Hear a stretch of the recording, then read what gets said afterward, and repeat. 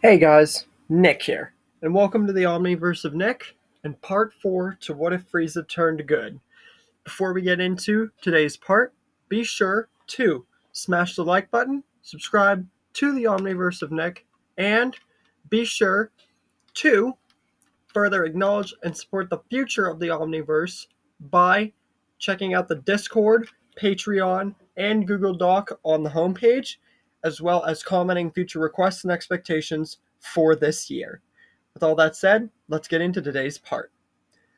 We left off with Yardrit and everything that went on there with King Cold being done and dealt with, and Goku, Vegeta, and Frieza going in the ship that Frieza had, Frieza's main vessel, going back in it with the three of them to Earth to talk about the androids and prepare for the day. So when they get there, Goku immediately tells everyone concerned that he has a lot of explaining to do, and it starts with this, and then he points behind him. And Krillin, everyone reacts obviously, but Krillin's the first. Frieza's the one who killed him, and that's what sparked Goku to be a Super Saiyan, which Krillin's yet to see. Krillin doesn't care what's going on. He's angry.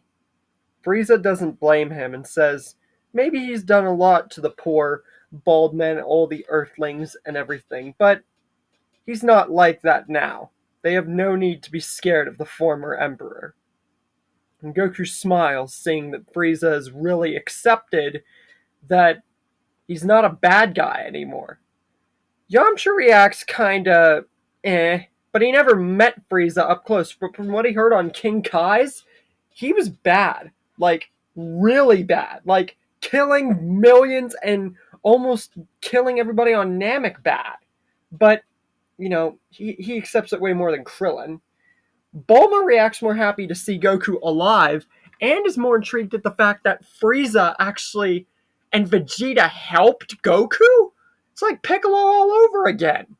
And it honestly takes her by surprise. So I feel like she would be a bit like angry or, have that annoyed kind of tone around Vegeta. You know how that ended. And Frieza, because of all the trouble she had been put on planet Namek. But other than that, I think she'd be okay with it. Tien and Chaozu, they react kind of like with Yamcha, because again, they were on King Kai's.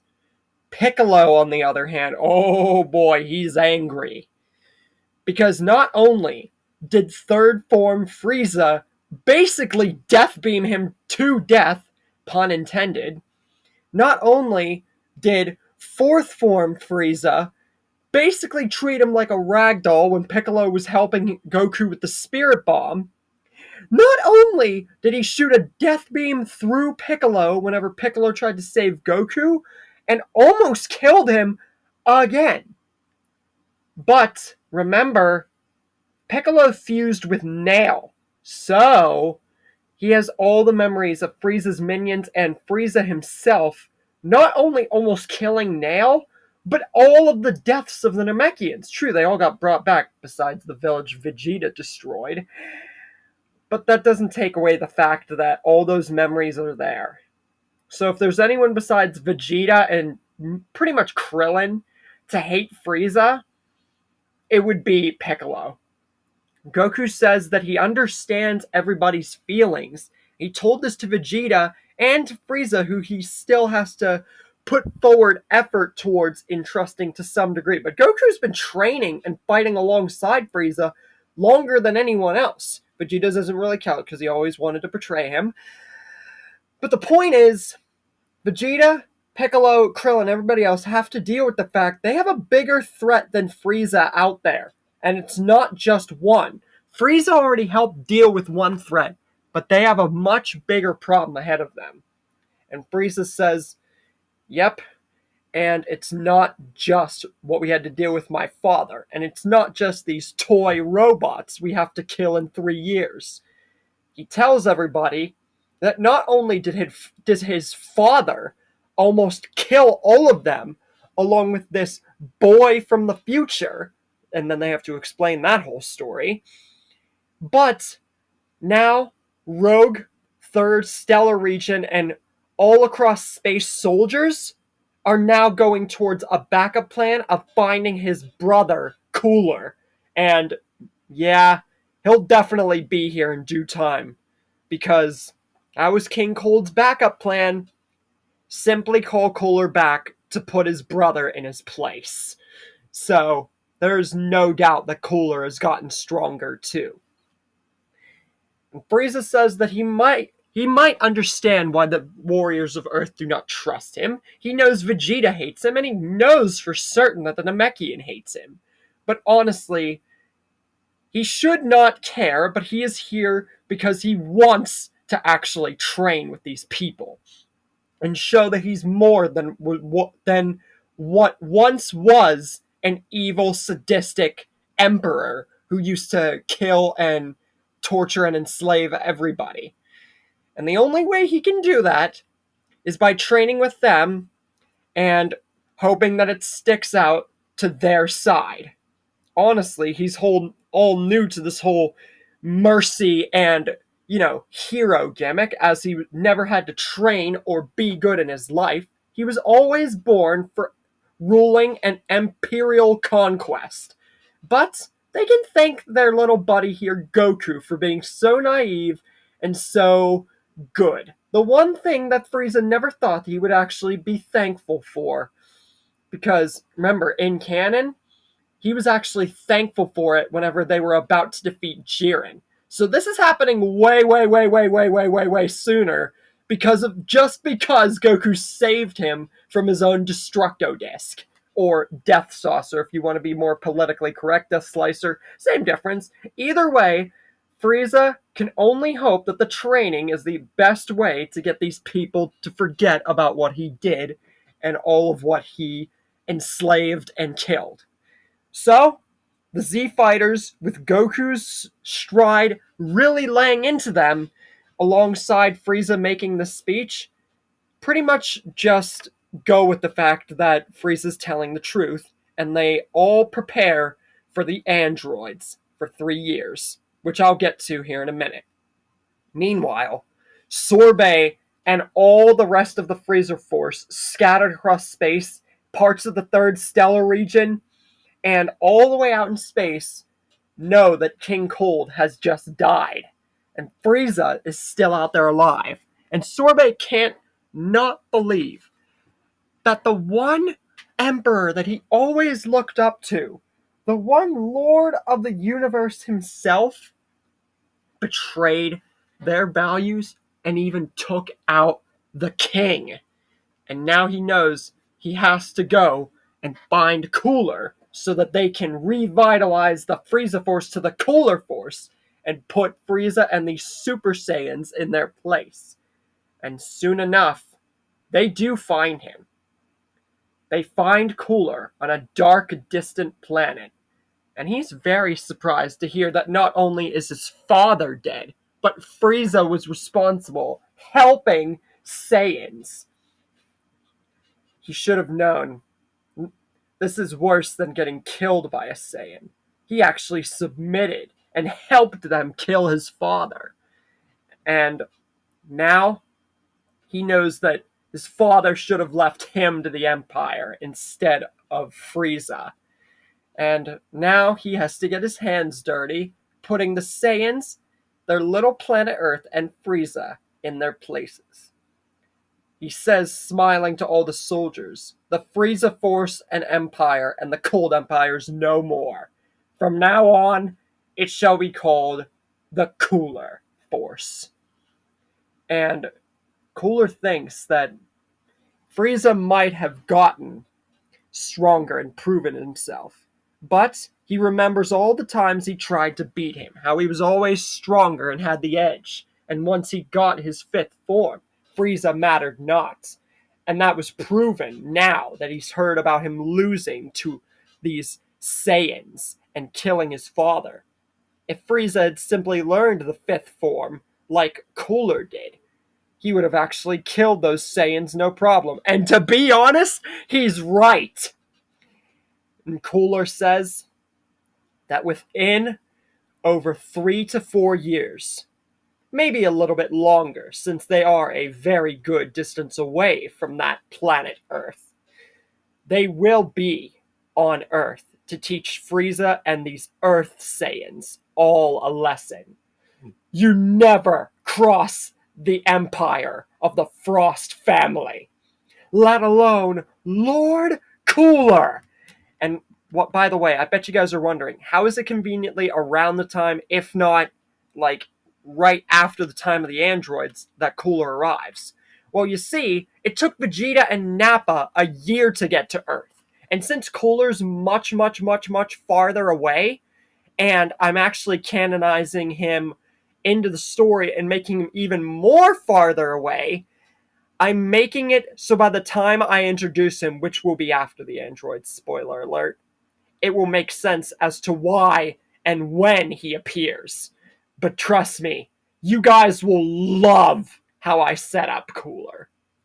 Back on Earth, Vegeta trains even past 300, 400, 500 times gravity. He is literally pushing himself beyond the brink. And you know why?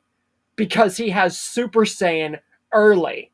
So this means that with Frieza and Kakarot, oh boy, and these androids, he's even more strived to be the best and become even stronger to not only destroy Frieza, but now Kakarot and these androids. He has 3 things to train for, including the fact he has Super Saiyan. And yes, Vegeta and Bulma still get hooked up. As for Piccolo, I'll explain more on his training, but besides mainly training on his own, he still does train with Goku and Gohan, but mainly Gohan, as I will discuss right here. Goku and Frieza specifically ask and prefer over this 3-year time skip to train alone, brutally understanding each other and really growing their powers. And they do this for the better part of 3 years, which means Golden Frieza becomes a thing. Now, I bet you guys are probably wondering, yes, Golden Frieza's a thing, but doesn't this literally make him Battle of Gods and Resurrection F tier? No. And I'm going to explain why I nerf him to at least a bit above the story standard, but keep him out undermined from his Resurrection F iteration. First, Goku. Goku unlocks throughout this time Super Saiyan 2. Wait, what? I bet you guys are wondering. Wait, what? How? He gets Super Saiyan 2 this early? Well, you gotta remember, he is training with Frieza. Yes, they're not training the whole 3 years, which is another reason why Frieza is not going to be past his Resurrection F state.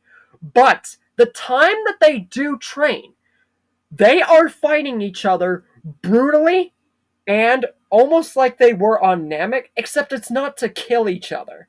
But they are trying to improve themselves more than they ever have. And Frieza, this is a new step for him, because he's never trained a day in his life. So that's why he's also not training the fullest, because he's not as endeared as he was in Resurrection F for revenge. This is just training for the sake of training. And throughout that time, Frieza unlocks a new form, which would be Golden Frieza. And he would actually have true Golden because it's past 3 years. So he would have way more than enough time to maximize the potential. So we ain't getting no, semi-perfect Golden Frieza. As for base Goku, his power goes up to Super Vegeta from the Cell Saga.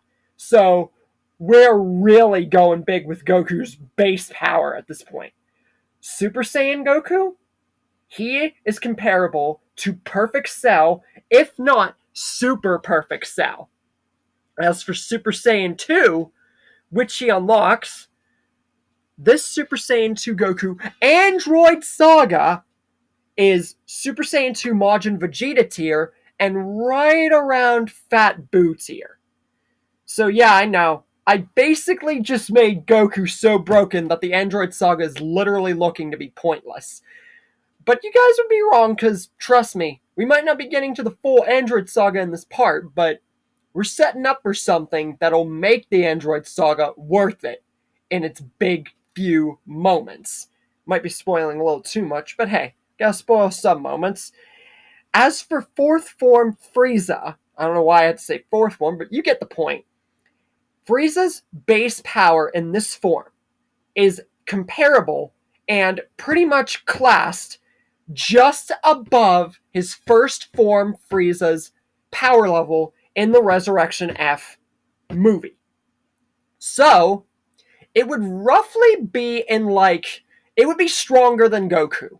Let's just say that right now. Frieza is the main focal point of the story, and the fact that he's never trained means that his gains are going to be way more broken than Goku's. So, he's pretty much around Super Saiyan Goku at this point, him training and getting this power. So, pretty much all of them are equated to be the same.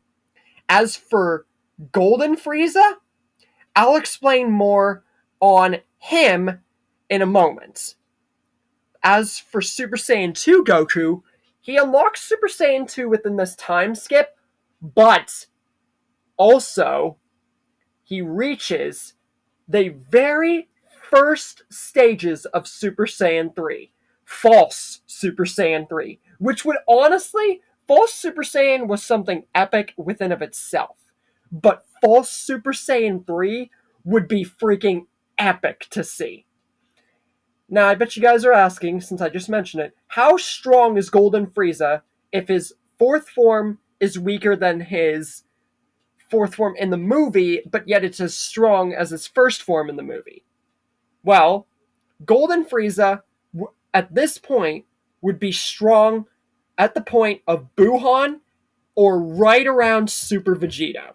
And this is Android Saga. So if I made Frieza as broken as past his Resurrection F tier, then that would literally mean that he's so strong that the rest of the story would be an absolute curb stomp and there would be nothing to add to the plot. And once we get to things like the Buu Saga and Dragon Ball Super, I would literally not be able to make this a story.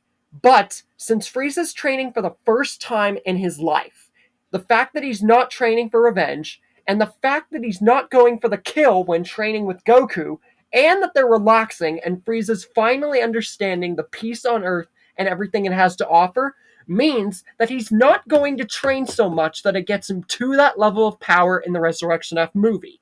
Just his fourth form.